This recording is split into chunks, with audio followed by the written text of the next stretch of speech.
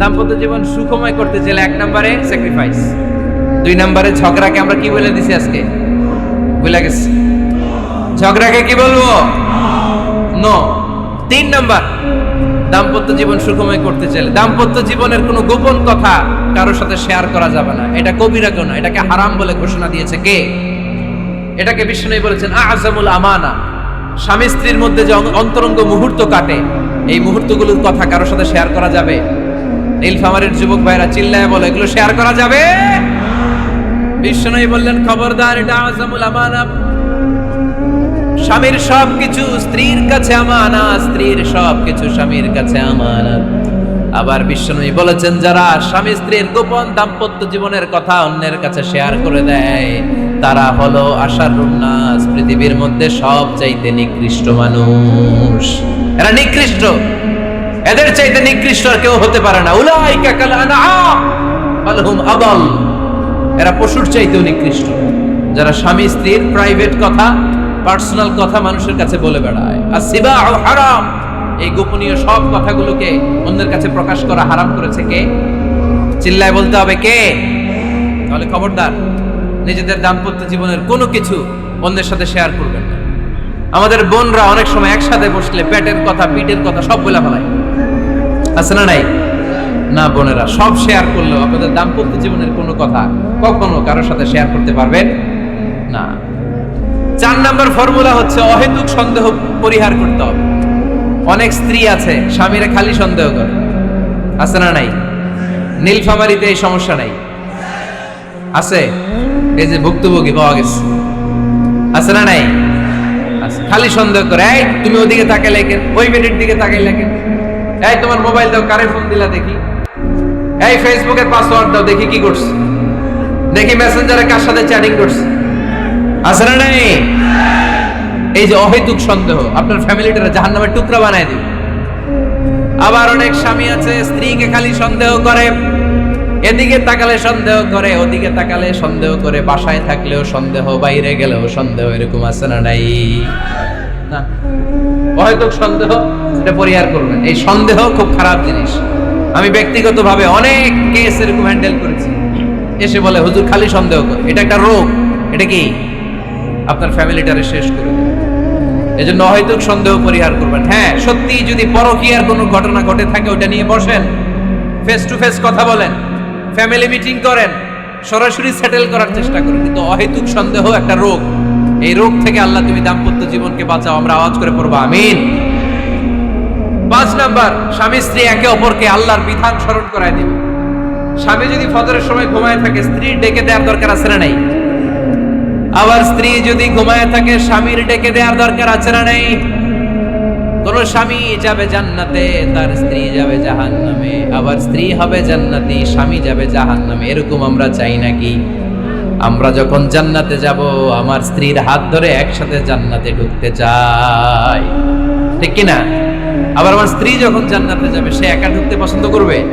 এজন্য আমরা দুনিয়াতে যেমনি এক ছাদের নিচে, এক জায়গায়, এক বাড়িতে, জান্নাতেও আমরা এক বাড়িতে থাকতে চাই। আওয়াজ করে বলতে হবে ঠিক কি না? এজন্য গবেষকরা বলেছে স্বামী স্ত্রীর ভালোবাসাটাকে তারা বলে লাভ পিরামিড। কি পিরামিড? লাভ পিরামিড। এই ত্রিভুজ আকৃতির। কি রে ভাই? আচ্ছা, লাভ পিরামিড, ত্রিভুজ আকৃতির, ট্রায়াঙ্গেল। আপনারা ত্রিভুজ চিনেন? কথা কয় না। ত্রিভুজের কয় কোণা? কয় কোণা? 3 কোণা। এই যে এরকম, তাই না? এজন্য স্বামী স্ত্রীর ভালোবাসাটাকে বলে লাভ পিরামিড। উপরের সমুচার মতো না, উপরে থাকে আল্লাহ, আর ডানে স্বামী, বায়ে স্ত্রী। এই 2 কোণায় স্বামী স্ত্রী, আর উপরের কোণায় আল্লাহ। স্বামী স্ত্রী যদি আল্লাহর আনুগত্যের দিকে যেতে চায়, যতই তারা the couple come to Allah, they come closer to each other. তারা যদি আল্লাহর কাছাকাছি যায়, তারা নিজেরাও কাছাকাছি হয়, ঠিক কি না? তারা আল্লাহর কাছে যেতে যেতে যেতে যেতে আল্লাহর ইবাদতে যদি একেবারে আল্লাহর কাছে চলে যায়, তারা নিজেরাও কাছাকাছি চলে যায়, ঠিক কি না? আর তারা আল্লাহর আনুগত্য থেকে যত দূরে সরে, যত দূরে সরে, তারা নিজেরাও নিজেদের থেকে তত দূরে সরে পড়ে। চিল্লায় বলেন ঠিক কি না? লাভ পিরামিড এটা। এজন্য the closer the couple comes to আল্লাহ, the closer the couple comes to each other. Couple স্বামী স্ত্রী আল্লাহর ভালোবাসা নিজের মধ্যে যত গাঢ় করবে, আল্লাহর আনুগত্য যত বেশি করবে, আল্লাহর ইবাদত যত করবে, নিজেরাও তত কাছাকাছি আসবে। আর আল্লাহরে যত ভুলবে, নিজেদের মধ্যে বড় বড় ফারাক করে দিবে কে? তাহলে এই পাঁচটা বিষয় স্বামী স্ত্রীর উভয়ের উপর বর্তায়। এগুলো মেনে চললে দাম্পত্য জীবনকে সুখময় করে দিবে কে? আল্লাহ। এবার আমরা শুনবো আমাদের বোনদেরকে, যে ডান দিকে আমি শুনলাম আমাদের বোনদের বিশাল প্যান্ডেল আছে না নাই? আচ্ছা, আজকে বোনদের দিয়ে শুরু করি। স্ত্রীদেরকে আল্লাহ কি দায়িত্ব দিয়েছে একটা ফ্যামিলিকে সুন্দর করতে, একটা দাম্পত্য জীবনকে সুন্দর করতে? স্ত্রীর এক নম্বর দায়িত্ব হচ্ছে she should make a comfort to her husband. স্ত্রীর উচিত স্বামীর জন্য ঘরটাকে প্রশান্তির নীড় বানিয়ে রাখা। কি বানিয়ে রাখা? প্রশান্তির নীড়। স্ত্রী হওয়া উচিত এমন যাকে দেখলে স্বামীর চোখ জুড়ায়, স্বামীর প্রাণ জুড়িয়ে যায়, স্বামীর হৃদয়টা ঠান্ডা হয়ে যায়, ঠিক কিনা? আর স্ত্রীর দিকে তাকালে যদি মেজাজ গরম হয়ে যায়, মেজাজ খিটখিটে হয়ে যায়, ঝামেলা আছে না নাই? ঝামেলা আছে। এজন্য মেহেরবানি করে আমাদের বোনরা যারা, এমন কোনো কাজ করবেন না যেটা স্বামীর মেজাজকে খিটখিটে করে দেয়। কারণ আল্লাহ তাআলা আপনাদেরকে তৈরি করেছে লিতাসকুনু ইলাইহা, স্বামী আপনার কাছে গেলেই যেন তার হৃদয়টা প্রশান্ত হয়ে যায়, ঠিক কিনা? অনেক স্ত্রী আছে না জেনে না বুঝে স্বামীর সাথে এমন খিটখিটে মেজাজ দেখায় যেটা স্বামীর জন্য মেনে নেওয়া কষ্টকর। আমি একটা জরিপে পড়েছি, পৃথিবীর অনেক স্বামী স্ত্রীর কারণে হার্ট অ্যাটাক করে মারা যায়। আছে না নাই? এই তো ভুক্তভোগী পাওয়া গেছে। স্বামীর জন্য একটা ত্রাস হয়ে দাঁড়ায় স্ত্রী, ত্রাস। অনেক স্বামী আছে স্ত্রীর এরকম আচরণের কারণে, অতিরিক্ত প্রেসার ক্রিয়েট করার কারণে স্ত্রীদেরকে ভয় পায়। অবশ্য নীলফামারীর কোন স্বামী তার স্ত্রীরে ভয় পায় না। ভয় পায়? স্ত্রীরে ভয় পান কে কে দেখি?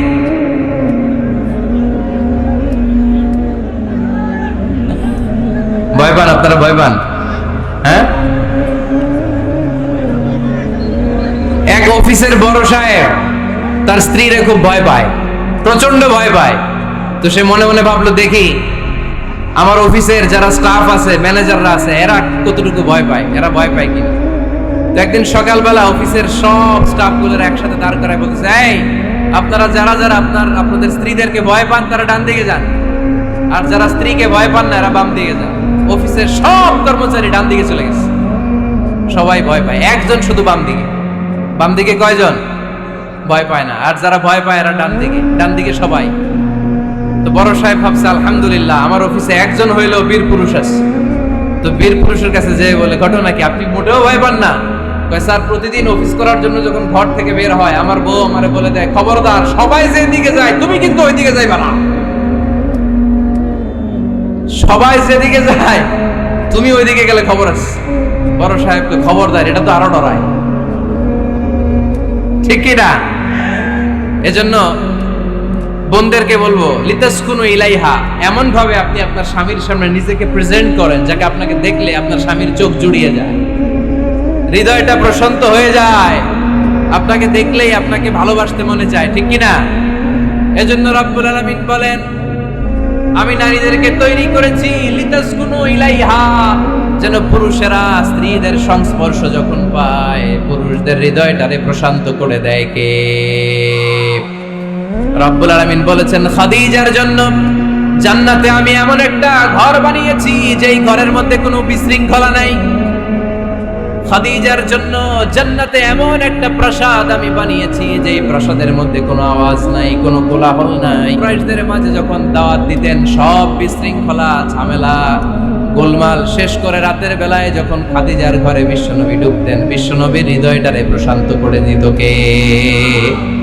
আম্মাজান খাদিজা বিশ্বনবী সাল্লাল্লাহু আলাইহি ওয়াসাল্লামের জন্য এমন ঘর উপহার দিয়েছেন যেই ঘরে বিশ্বনবী আসলে বিশ্বনবীর হৃদয়টা ঠান্ডা হয়ে যেত। সুবহানাল্লাহ পড়ে। অনেক স্ত্রী আছে স্বামী ঘরে ঢুকলেই ঘরে আটা নাই, রুটি নাই, চাল নাই, ডাল নাই, এটা লাগবে ওইটা লাগবে, ওখানে যেতে হবে, একটার পর একটা ফিরিস্তি বলে বেড়ায়, আছে না নাই? না, এটা করবেন না। আপনার কি লাগবে এই সব দায়িত্ব আল্লাহ তাআলা স্বামীকে দিয়েছে, স্বামীকে জানাবেন, তবে ধীরে সুস্থে, ধীরে সুস্থে স্বামীর জন্য ঘরটাকে এমন করে রাখতে হবে যেন ঘরে ঢুকলেই স্বামীর হৃদয়টারে প্রশান্ত করে দেয় কে? এজন্য স্ত্রীর প্রথম দায়িত্ব ঘরটারে প্রশান্তির নীড় বানানো। এখানে কি আবার কি